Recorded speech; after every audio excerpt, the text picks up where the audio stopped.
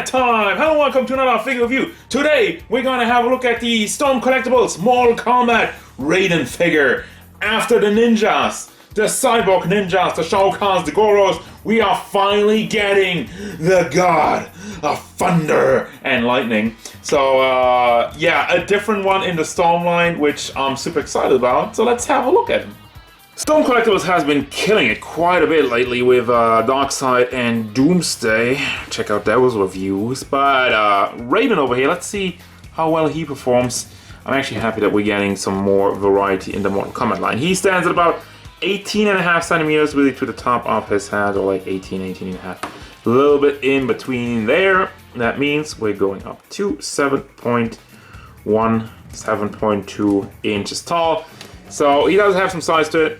Overall look in detail of the figure, starting off with the head, with this kind of like this Chinese, what do you call that? If it has a specific name, let me know in the comments. It is nicely molded. It has a little bit of a dirt effect going on just around the borders, and that's really all we got as far as shading goes for this figure, unfortunately, because there's nothing else really going on with this guy.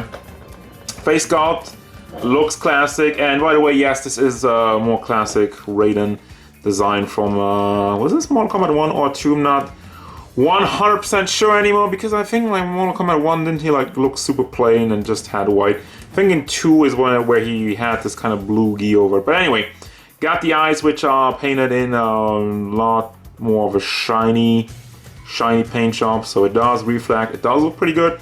Eyebrows and whatnot, everything is top notch. And I know you're wondering, yes, you can take this off, and actually it's pretty dark in there. I hope there's no paint dropping off. So I'm just gonna take this off for the rest of the review, so you have a look at the figure. Cowl is nicely molded, you have the ears on the side, so you have that bit of detail. Then you got the entire blue gi, or whatever I should call this thing that's draped over his outfit. It is nicely painted. It does go over the line though a little bit in some parts. It is not the worst thing in the world, but you can tell over here it does go over. But those are like the small details which I do point out, but I don't think they're a big issue. As long as it doesn't look crazy bad, I'm all okay with it. There's like one thing though, I have a little bit of white already flaking off of the lower part over there. No! You can't even see it, but it is there. So, especially this is like soft plastic, so be careful with that. Don't stress it too much, otherwise I can see that that would be an issue of the paint flaking off. Then you got both symbols on the side have like a nice golden paint job with the logos on it. And you have a little bit of bleeding. It is not the cleanest from the white into the black, which I'm kind of wondering why they completely molded this on and didn't just make it a single piece, because Storm Collectibles do a lot of like floaty pieces, like the bell over here and whatnot. That's floaty soft plastic piece, which I think you can even take apart. Yeah, actually, if you can see the peg over there, if you pull that out, you can take the bell off if you want to do some custom work. But anyway, the white is nice overall. It does seem a bit too much in some pieces, but some places, but overall the molding on it is good, and I like that it's clean for the most part. You don't, often there's some black spots and whatnot, some dirty spots, especially on white. It's so easy to get something on there. But for this one, I don't really have much of it. I have a little bit, I think, down at the legs or something. But anyway, there's the fist, and we got the taped arms, taped forearms moving down to the legs. It's Ponsu. It's actually not Ponsu time, but yeah. It doesn't really have Ponsu, but there's like, again, this undergarment thingy going around. On the side over here, paint job on there is not clean. Paint job on this side is better. As you move down to the legs, where was the black? There's a tiny bit of black on it, but it's so small again that I'm not complaining. And down to his shoes and the taped legs and a bit more puffy pants. So overall, looks pretty good. Articulation, nothing changes. It is Storm Collectibles. It does head moves forward, head moves to the back, does tilt side to side, and does go all the way around. But as usual, you've already probably noticed, it's not the head itself that does that much movement. It is the neck, because you have a long pack that goes forward to the back does go all the way to the side, does go to this side, and has some good rotation overall. So that's mostly where you're gonna get your head movement out of. Then you have big hinge in the shoulder, goes up nicely. There's a part in there to cover up. It is connected to butterfly joint, so he does bring it back forward very nicely. Also up and down rotation, and you have a bicep swivel, which is kind of very tightly on there. I don't think it does go all the way, and I am afraid that it will also flake off some paint. I haven't had any trouble yet. I haven't moved around too much, but this is so close that it's bound to not be good. So be careful with that. Double hinged elbow. The fist is on a ball hinge, goes back, forward, rotation on it. Chest area moves forward, back, does tilt side to side, and also has some rotation in it. For your hips, you can move them all the way around, side to side. Ugly squeaky noise. Do you rotate this around? No, I just want to check that. But then for your legs, goes out to the side all the way, goes forward and to the back. Rotation in the legs as well. Double hinged knee, and the foot is on a beautiful pivot, and a hinge that goes up and down, and a toe bend to round it off.